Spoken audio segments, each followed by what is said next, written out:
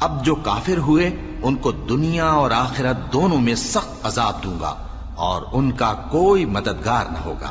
اور جو لوگ ایمان لائے اور عمل نیک کرتے رہے ان کو اللہ پورا پورا صلہ دے گا، اور اللہ ظالموں کو دوست نہیں رکھتا۔ اے نبی، یہ ہم تم کو اللہ کی آیتیں اور حکمت بھری نصیحتیں پڑھ پڑھ کر سناتے ہیں۔ عیسیٰ کا حال اللہ کے نزدیک آدم کا سا ہے کہ اس نے پہلے مٹی سے ان کو بنایا، پھر فرمایا کہ باشعور انسان ہو جا، تو وہ ویسے ہی ہو گئے۔ یہ بات تمہارے پروردگار کی طرف سے حق ہے، تو تم ہرگز شک کرنے والوں میں نہ ہونا۔ پھر اگر یہ لوگ عیسیٰ کے بارے میں تم سے جھگڑا کریں اس کے بعد کہ تم کو حقیقت معلوم ہو ہی چکی ہے،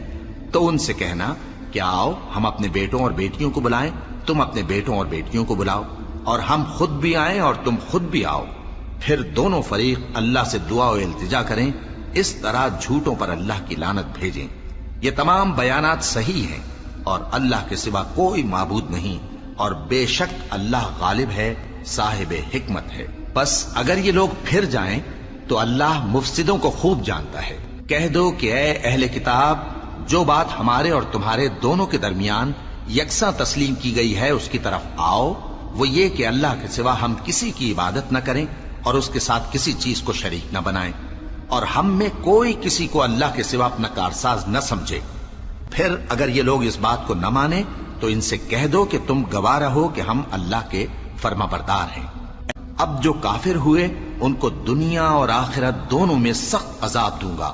اور ان کا کوئی مددگار نہ ہوگا، اور جو لوگ ایمان لائے اور عمل نیک کرتے رہے ان کو اللہ پورا پورا صلہ دے گا، اور اللہ ظالموں کو دوست نہیں رکھتا۔ اے نبی، یہ ہم تم کو اللہ کی آیتیں اور حکمت بھری نصیحتیں پڑھ پڑھ کر سناتے ہیں۔ عیسیٰ کا حال اللہ کے نزدیک آدم کا سا ہے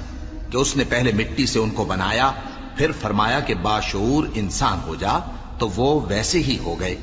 یہ بات تمہارے پروردگار کی طرف سے حق ہے، تو تم ہرگز شک کرنے والوں میں نہ ہونا۔ پھر اگر یہ لوگ عیسیٰ کے بارے میں تم سے جھگڑا کریں اس کے بعد کہ تم کو حقیقت معلوم ہو ہی چکی ہے، تو ان سے کہنا کہ آؤ ہم اپنے بیٹوں اور بیٹیوں کو بلائیں، تم اپنے بیٹوں اور بیٹیوں کو بلاؤ، اور ہم خود بھی آئیں اور تم خود بھی آؤ،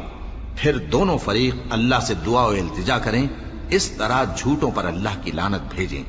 یہ تمام بیانات صحیح ہیں اور اللہ کے سوا کوئی معبود نہیں، اور بے شک اللہ غالب ہے، صاحب حکمت ہے۔ بس اگر یہ لوگ پھر جائیں تو اللہ مفسدوں کو خوب جانتا ہے۔ کہہ دو کہ اے اہل کتاب،